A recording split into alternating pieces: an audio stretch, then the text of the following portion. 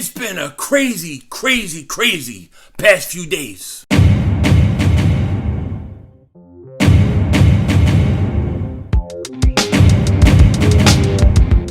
Dallas still stinks. Yo, my doing, King Dingbat here, and I hope everybody's having a great Sunday. I hope you guys are doing well. I hope you're hanging in there. It has been a crazy few days in the NFL. A lot of things going on. Some of it directly affecting the Eagles, indirectly affecting the Eagles, and some things just crazy within the NFL. I want to get into it all. I am sorry I've been missing in action. We'll talk about that. We'll get into that in a second. But before we do that, a quick word from our sponsor.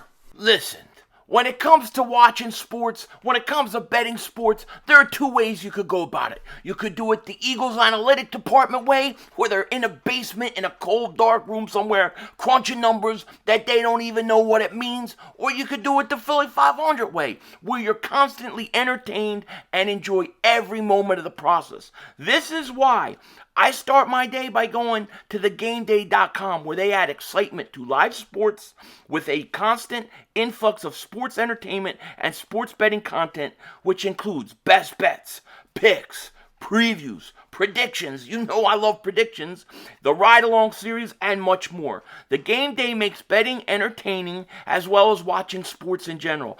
And they use their partnership with major sportsbook operators to bring consumers competitive promotions. So click the link in the description and go to thegameday.com. Check it out for yourself. I promise you, you are going to love everything here, and you are going to be entertained, and you are going to get the knowledge you need to make the bets that you need to make. And let them know when you're there. Philly 500 sent you.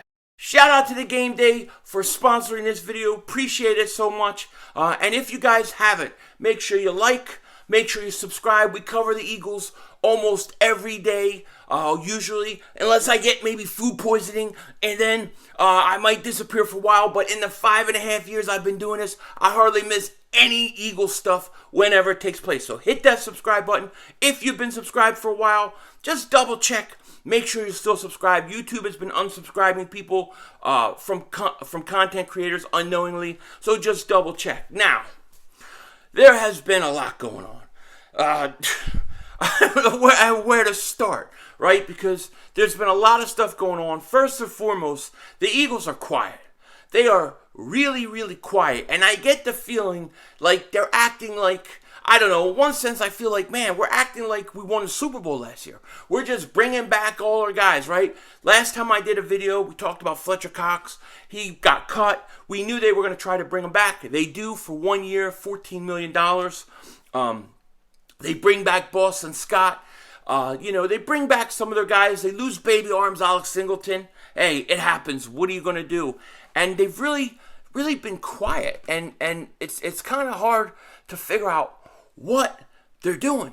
What are they doing? It feels like the Eagles did not want to go into free agency and spend the money that it would cost on free agents. If you look at the Haason Reddick deal, right, which getting Haason Reddick was a big deal, but for all intents and purposes, the guy took a pay cut to come. He came for less. He could have got bigger money elsewhere, but he wanted to come to Philly, so he took less money to come.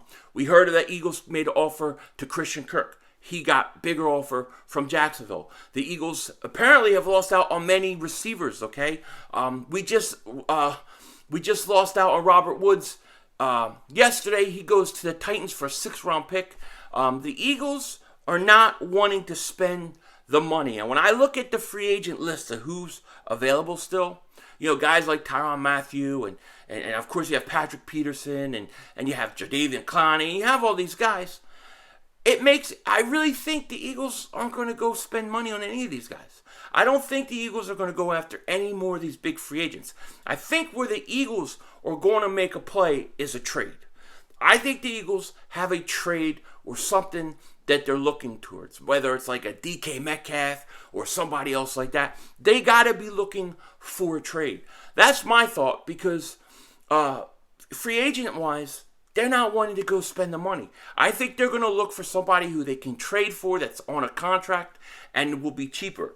What this team's plan is, I don't honestly know. I thought the Eagles would be a little more active. I thought they would have had that big signing like they did with Reddick, and then I thought they would have a couple mediocre signings or middle of the road signings. They didn't have it. They've ignored it completely. They focused on bringing their own guys back, and some of them are old. I mean, Fletcher Cox, 1 year, $14 million, but that's probably it for him. This is probably his last year in Philly. So it's been kind of crazy. They also brought back Anthony Harris. I mean, he's all right, but he's a guy who's there to hold the fort down till they can get somebody younger that can start and take over. So it's very interesting what is going on now, and I don't think the Eagles went into free agency thinking guys were going to make as much money in free agency as they did. I don't know. I don't know if they really were after. We heard that they definitely contacted Seattle about Russell Wilson. They definitely contacted Houston about Deshaun Watson. We don't know how big they were into that. Like, we don't know how serious they were into it. I'm sorry if I'm very dizzy right now, just by the way. If you don't know, I had really bad food poisoning, and I'm doing this video, I'm going, God, I'm dizzy. It was brutal. It was like Tony Soprano food poisoning in the episode where they kill Big Pussy, when they kill him on the boat, if you remember that, season 2, at the end, when Tony Soprano gets food poisoning. That was me the last 2 days. And Friday, when it started, I thought, okay, a couple hours, I'll be through this, I'll be all live streaming, we'll be good. A few hours go by, feel worse. Say, all right, I'll do it later tonight. A few hours later, gets worse. Then yesterday, wake up, feel horrible. Feel horrible. By last night, I started to feel a little better. Still don't feel that good. Today, still don't feel that good. Still having all the same symptoms, just not as constant. It comes and goes more in like waves. But I have not eaten since Thursday night, so I'm definitely scared to eat anything. So I'm feeling very dizzy right now, but I'll be fine. I'm drinking, and I'm drinking water. I'm having electrolytes, so we're gonna continue with that. But anyways, that's why I wasn't around the last 2 days. I couldn't even sit up like this. I was keeled over in pain. No joke. Kind of crazy. But anyways, so what was I saying? Oh, so I don't know what the Eagles' plan is going forward in terms of free agency. I don't think they're going to sign any of these big name free agents that are left. I think they're going to look for guys further down on the list, and I think they're going to look for a trade. So we'll see. Now, regarding the draft, I got to talk about my man David Ojabo. David Ojabo on Friday tore his Achilles, which to me hurt me so deeply. I felt so bad for this guy, man, because I think he had the world of talent in front of him. I thought that he's going to be a guy who could be a superstar, but he tore his Achilles, and unfortunately, because he tore his Achilles, there's no way you can draft him in the first round. You can't do it. You can't even draft him in the second round. I wouldn't touch David Ojabo to third, fourth round at the earliest. That's when I would touch him. Because coming back from Achilles, you never know. And I've said this before when they drafted Sidney Jones in the second round early on in Achilles. You never know how a guy is going to recover from an Achilles. Now, I think in his position playing defensive line, it's easier to come back from than a Sidney Jones who has to play corner. It could take a few years. And whoever drafts David Ojabo is not going to play him next year. So, unfortunately, because of this injury, we never know what kind of player he may become or may not, how much it'll impact him. But I cannot risk it in the first or the second round, which takes me to who's next on the list for the Eagles. Like, where do you go from there? I still think the Eagles are going defensive line. Are they going to go defensive end or defensive tackle? That's the question. With Fletcher Cox having 1 more year left on his contract, I think the guy you have to target is Jordan Davis. That's who I would go after right now. He's my number one right now. Jordan Davis, then Wyatt, then Trevon Walker. Then you got Jermaine Johnson. He may be rising up my list really fast too. But right now, I think you have to go defensive tackle. I think you have to go Jordan Davis in the first round with the first pick. And the Eagles are having him in for a visit. So that makes a lot of sense.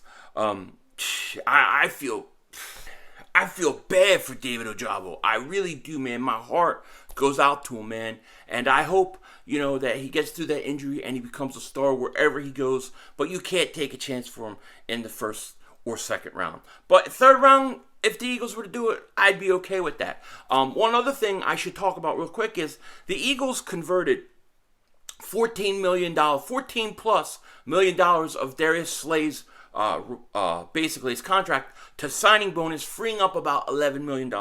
Now, why are they doing this? Why are the Eagles doing this? Why are they trying to free up $11 plus million right now? I'm telling you, they've quiet the free agency. I don't think they're going to be signing any big name guys. I don't. Maybe they will. But I think where you have to watch the Eagles is a trade. I think they got 3 first-round picks. Do not be surprised if they try to get a good player for a first-round pick or a second-round pick, and they're freeing up some money. Maybe, and like I said before, maybe DK Metcalf.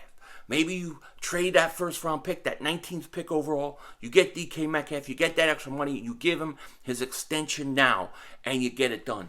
That would make this whole free agency process, this whole offseason good. Because right now, they added Haason Reddick. That's a great upgrade. But they haven't done anything else. It almost feels like this is a team that won a Super Bowl, came close, and they're trying to run it back. They're doing it. The Eagles are purposely not wanting to pay these guys. And you have to ask yourself why. Why are they not wanting to pay these guys? Is it because they don't think this is a good free agency class? Do they not really like these receivers?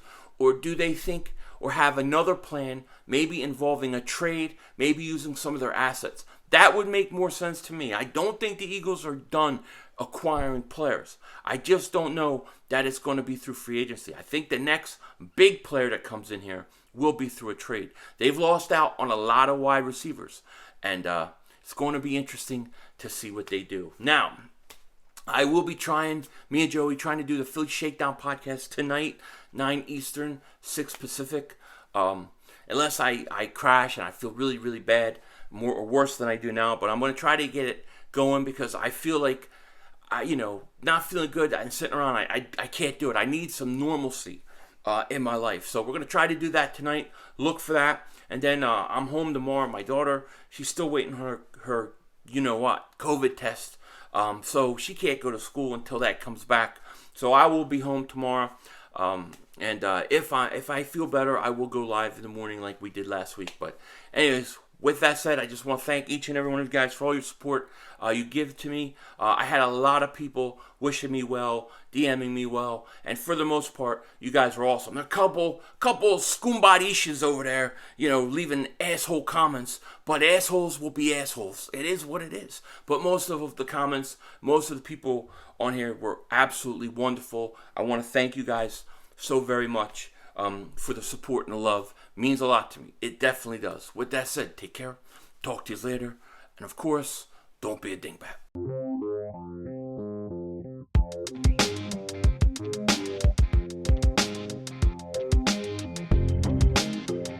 So let me just thank each and every one of you guys again, who, all the people who reached out to me in DMs, on the comment sections of the community posts.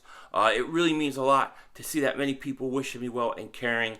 I'm telling you, I'm humbled by it, and I just wanted to take this opportunity to thank you guys because it totally means a lot to me. And you guys make it worth it, man. You want to make me get back here and make videos because I feel guilty when I'm not on it, and it was a hard few days. And, I almost forgot the Deshaun Watson trade was crazy, right? That was a giant trade. I'm glad the Eagles didn't give that much for Deshaun Watson. No question about it. It was way too much. But it's interesting that he went to Cleveland. I can't believe I didn't talk about that in this video. I totally forgot. That's where my head is. I'm a little out of it still, trying to get back into the groove of it. But once again, thank you guys so much. I appreciate it. And Mark Holmes, as always, I'm coming for your meats. Denzel Washington, out.